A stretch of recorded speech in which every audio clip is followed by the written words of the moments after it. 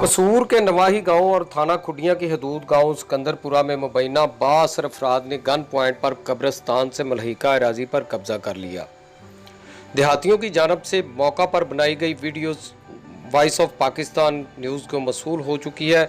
Police मुलजमान के खिलाफ कार्रवाई की बजाय साजबाज हो चुकी है। देहातियों ने इल्ज़ाम लगाया है कि मुलजमान असला समेत कब्रिस्तान के रास्ते पर बैठे हैं, पुलिस नहीं आ रही।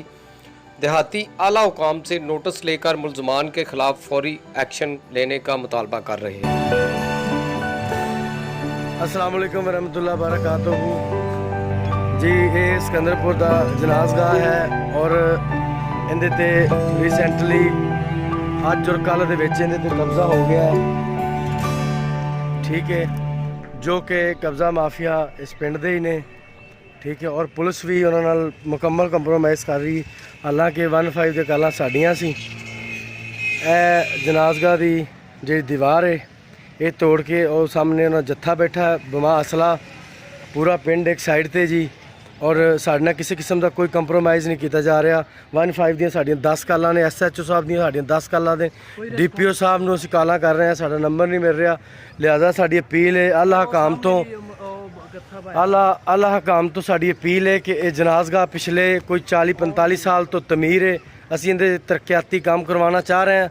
और इहदी आड़ दे विच ये अपना पिंड दे जी डोगर बरादरी का एक घर है, फर्दे वाहिद घर है वो, और उन्होंने असले के जोर से इहदे ते कब्जा कर लिया, कब्जा माफिया बुलवाया होया है। मैं कोई देर बाद तुहानूं उन्हां दी फोटोज भी शेयर करांगा। लिहाजा साड़ी अपील है आला हकाम तो, पुलिस हकाम तो, जिन्ने भी अदारे ने सब तो कि इहदे ते हतमी फैसला और कार्रवाई, कानूनी कार्रवाई की जाए, ठीक है ना। तो असी एक पढ़े लिखे शहरी हाँ, असी बाअदब बदतमीज़ लोग हाँ, असी लड़ना नहीं चाह रहे। ए देखो ना, ए मुद्दा भी गायब है, मुद्दा भी गायब है, ठीक है।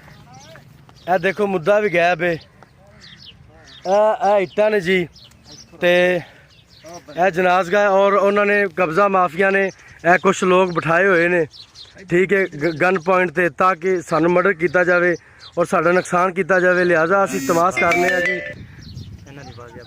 लिहाजा असी तमाश करने कि ए जी ए कब्रिस्तान है साडा, बाई कब्रिस्तान,